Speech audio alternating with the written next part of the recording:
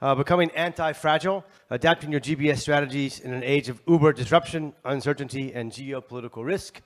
And we have online, well, first of all, not only online, Fredis is somewhere.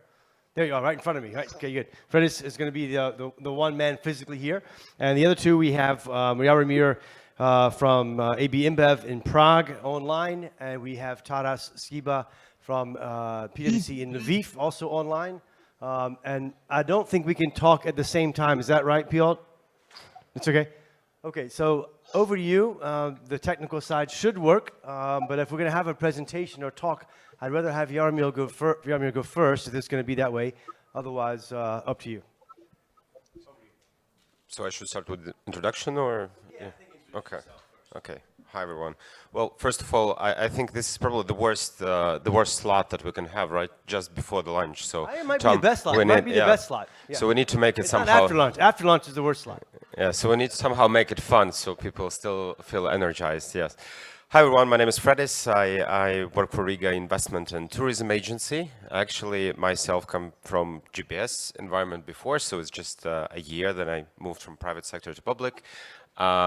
I used also to be on the board of ABSL in Latvia with some of the my co-workers at the time. We were the ones who create ABSL in Latvia.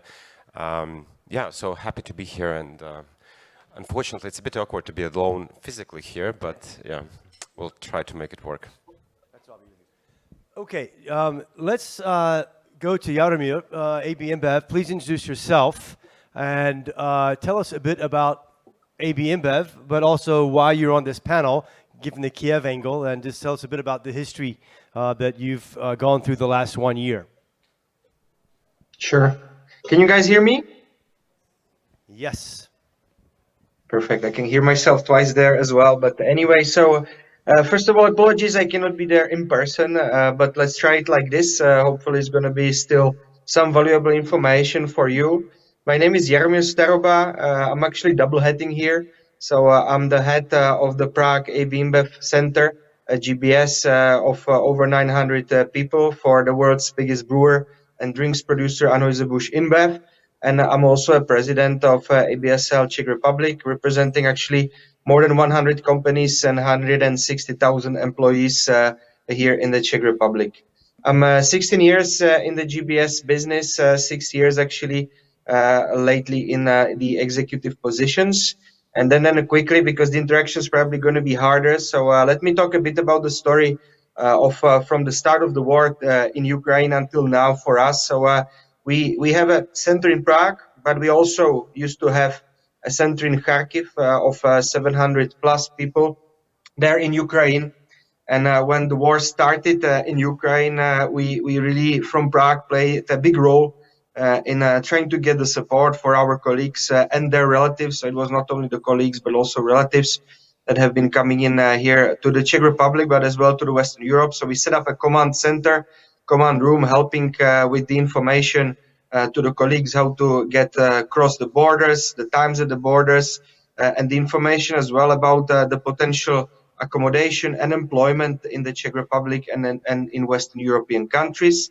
We actually brought in several hundred of colleagues. In the end, as well, we managed to get more than 50 kids into the schools. A lot of the colleagues stayed with us, so they're still here with us in the Czech Republic. I think it was about 90 of them that got jobs here in our center, which is predominantly working actually for Western Europe. But quite some colleagues stayed. But as well, I have to say, quite some of the colleagues decided on their own to return back to the country. But most of them not to the Kharkiv region, which is a challenging region these days, but a lot of them are staying in Western Ukraine.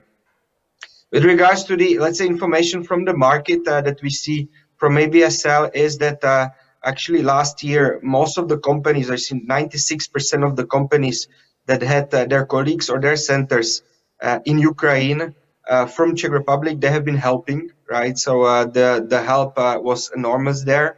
But from the overall market perspective, actually, so when we ask as well, the general market and the others, we have the data. There's about 50% of the companies saying there has been an impact of the conflict in Ukraine on the GBS operations in the Central Europe region. predominantly, sad to say, but positive in the way of availability of the resources. But 50% of the companies say there has not been an impact, right? So it's, I would say, a mixed data that we have coming from the market. Initially, we were a bit afraid because in the very beginning that we thought that it can influence the way how many new entrants there is going to be or new BSCs there is going to be in the CE region. But actually, the data has proven then that in the second half of last year, we had more than 10 new entrants. So the influence in the end, in the longer term, has not been there, especially then for the Czech Republic. Okay, great. Taras, tell us a bit about. We had the fortune to hear you on stage last year. Unbelievable, really. And tell us what is going on with you guys in Lviv right now. And the big questions, of course, everyone will have. But how are you running the operation? What are you doing there? How are you dealing with the various things that happen every day? Yep, thanks. Happy to be here, and greetings from Ukraine. So quick introduction, my name is Taras Skyba and I'm a managing director of the SDC in Lviv. I'm also the leader for alternative delivery models for Central Eastern Europe at PwC. And the SDC in Lviv, as you may recall from last year, it's a transformation and automation unit we created to serve PwC firms across the region. And the volumes are approaching about 500,000 hours in terms of delivery. So getting back to the question that you asked in terms of how we are doing, I think we're holding up pretty well. It's impressive I feel very proud to tell you that we have grown 32% in last 12 months compared to the previous 12 months period. So almost a third growth that we are showing in last 12 months. We haven't stopped working for a single day. And that's another achievement that I'm very, very proud of.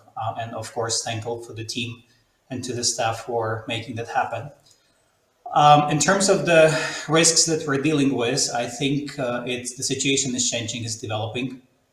So first of all, it was a safety concern, as Jaromir mentioned. So our response was quite similar. And I also went through this quite substantially last year, right, in last year's meeting. What happened then was the electricity disruption. And I guess here I can provide probably the best insights. So I just wanted to quickly walk the group through what's happening and how we're dealing with that, right? So some of you may know that Russians are targeting electricity production and generation facilities. And what this leads to is that at worst times, you may have 2-3 days power outage. At some, let's say, medium situation times, you might have a schedule of 8 hours when you don't have the electricity, then you have it for 4 hours, and then 8 hours, you're back off again. Luckily, at this point, the situation has stabilized, but we went through quite a roller coaster in the previous months. So what we did when those missile strikes started, what we did to address the situation, well, first of all, we acquired three Starlinks for the office so that we have a mean of a backup connectivity should things go very bad. Each of those Starlinks are stored at a separate location, so we don't store all of them at the office just to avoid the risk of losing them all at one time. We introduced a third cabled internet provider to the office. We already had main connection and a backup, but unfortunately what happened is that both main connection and backup went offline at the same time for a couple times on a few occasions. So what we did, we supplied the third one in addition to Starlink. The office building has a generator, so that provides us with a backup power source, which we relied on pretty heavily in the dark times. We also considered acquiring power stations to the Lviv office so that we have backup in case the generator goes down, if there are any issues. But given such power stations are now readily available on the market here in Lviv, We decided not to do it if we don't see an immediate need, right? Because should we need it, we can go and acquire it right away. We also acquired and supplied our staff with laptop power banks. So these are just, more, let's say, powerful power banks, which could provide you about 1.5 times the battery for you to work if there's no electricity, of course. And also we did, perform some analysis in terms of what we can do to perform our staff, to support our staff in these situations. We came to the conclusion that there's no one size fits all solution. So what we did, we paid out some additional funds to staff, asking them to spend those amounts to improve the power resilience of their homes. And the way the people used it varies. Some have used it to have an optical internet connection, which doesn't go down if the electricity goes down, right? Some have used it for a generator, some used it for a power station. So the use cases varied, but that's how we help the guys to become much more resilient to power outages. At this point, the situation has stabilized. We haven't had power outages for almost 25 days now, which I understand is not something to be proud of in 21st century, probably, but for us, it's quite an achievement. And it looks like this trouble is finally behind us. Probably partially because it's getting warmer, the day is extending, the sunlight period is extending. And also, I feel like we're also importing a bit of electricity from outside the country, so that helps out. So I think that challenge is almost done. I feel like the new business risk for us to address, the most significant one probably is now the conscription risk, because the number of people who are being called up to the army is increasing. And the risk and potential impact of losing key staff is becoming top priority now.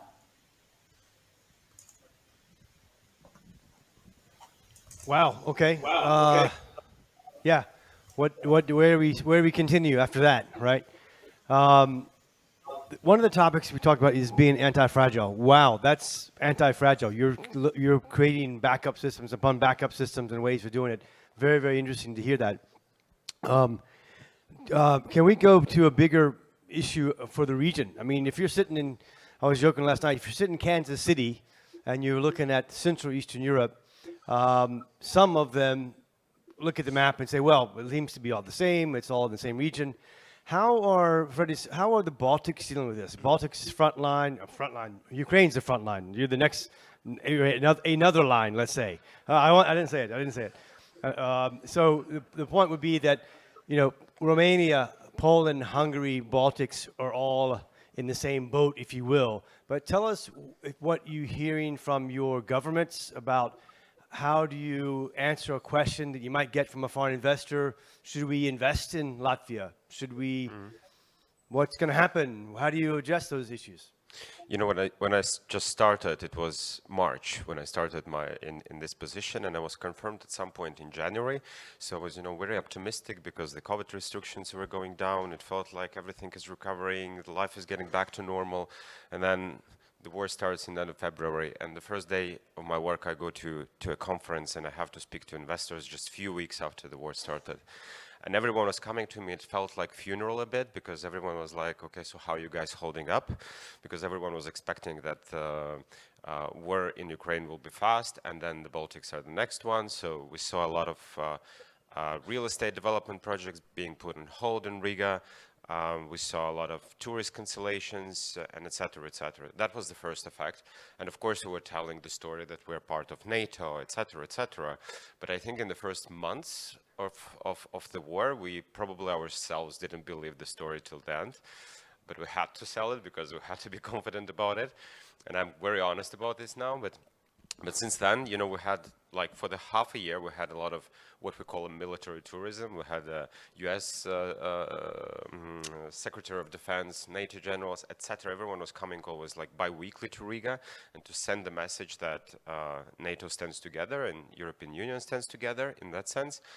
And that would happen during this year. I feel like we went from the point where no one was wanting even to travel. They were even scared to travel to the region, to the point where we saw a lot of new investment projects coming to the country. And I think that what Europe and NATO showed during the last year is the unity and that it stands together, and that really helps. We have multiple GBS projects in the pipeline for Riga. I think that Riga brings a kind of unique value these days in the region, because we, from one side, have a very well-developed GBS community. On the other side, we have much less saturation of GBS centers than in classic locations for GBS. So that brings a lot of value when the markets are so overheated when it comes to hirings. And then also we have built in Riga, and this is interesting how we utilize our experience of the situation with the war for also for GBS centers. We've built a refugee center.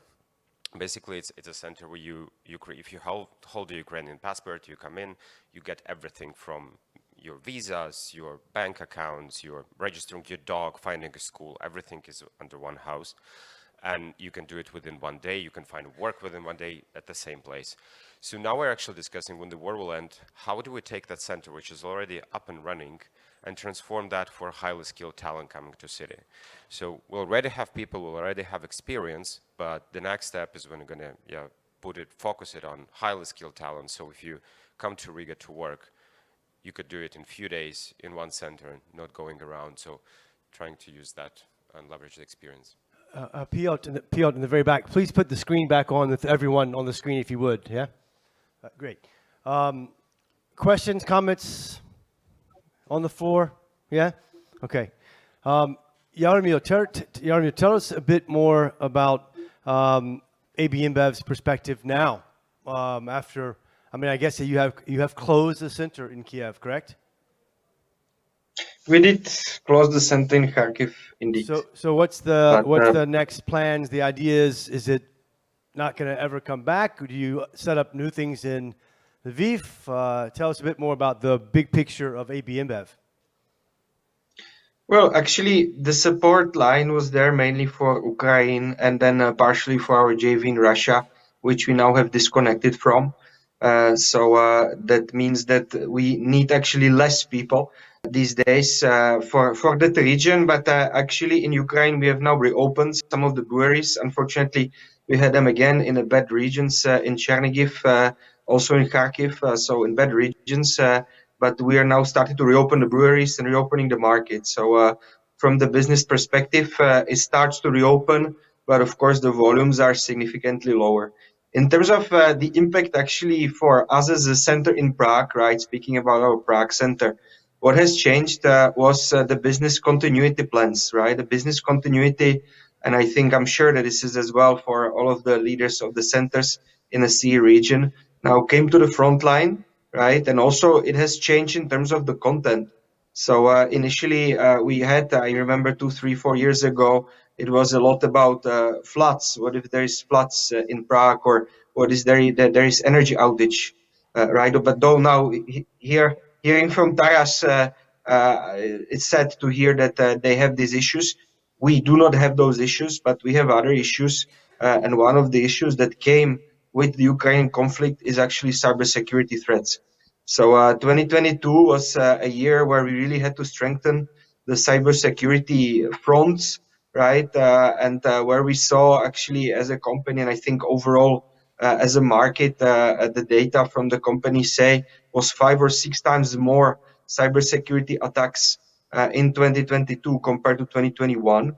So we had to significantly strengthen both the processes connected to cybersecurity, as well as the education of the workforce, as well as the systems, right? So you see me connecting from phone. It's not an ideal connection because it was actually impossible to connect from the laptop, I guess, because of all of the firewalls and all of the cybersecurity measures that we have put in place. So, so I think this is, I would say, the recent trend, and this is the learning for a lot of the centers in the CEE region. Great. Let's, Taras, first of all, we'd like to see you physically here next year. We don't want to do it online next year, all right? Next year, all right? That depends on the Ukrainian army, but I'm pretty sure they're trying to make it happen. Yes. Tell us a bit about, are there some green shoots of optimism? One could paint a picture that Western Ukraine is getting quite interesting even for investors right now. Could you talk to the idea that perhaps some people are looking to set up in Western Ukraine, or at least hire people in Western Ukraine? And is the currency issue beneficial to you? Tell us a bit about that from the perspective of a global investor, or SSC in Central Europe, or IT guys in Central Europe who are looking at Ukrainian labor market and thinking of perhaps tapping into Western Ukraine.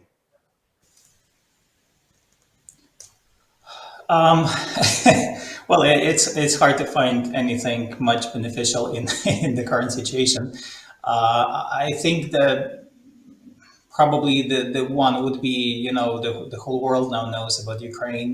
The whole world knows about this proud, resilient nation. And I think that's probably the upside of the situation. In terms of more SDC-related benefits, I don't see much. Certainly, the level of awareness has increased. But I think the investors or other interested parties need to balance off the benefits which are on the horizon versus the risks which unfortunately are still here, right? And it's uncertain when they're going to go away. Longer term, I think once the war is over, Ukraine is going to be growing double digits, Ukraine's economy. And it's going to be El Dorado pretty much, right, for everyone. And whoever jumps in, I think, is going to be expecting and getting high returns because there's so much to rebuild here. And Ukraine, it's also, a big country with a huge potential. It's just, on the outskirts of EU. Hopefully we will become a member right after the war.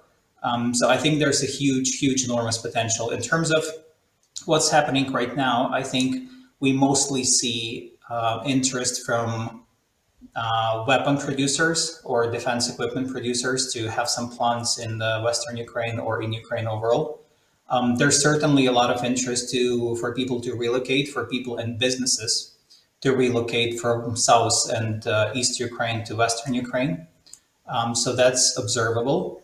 But I think that's, that doesn't cause a huge significant economic effect. I think what everyone is hoping for is that this war will be over. And once it's over, I'm pretty certain there's a very bright future to the country. Great. Let's leave it on that.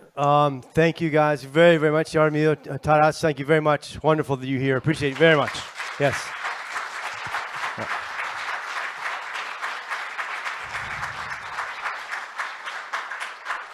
Okay. Thank you.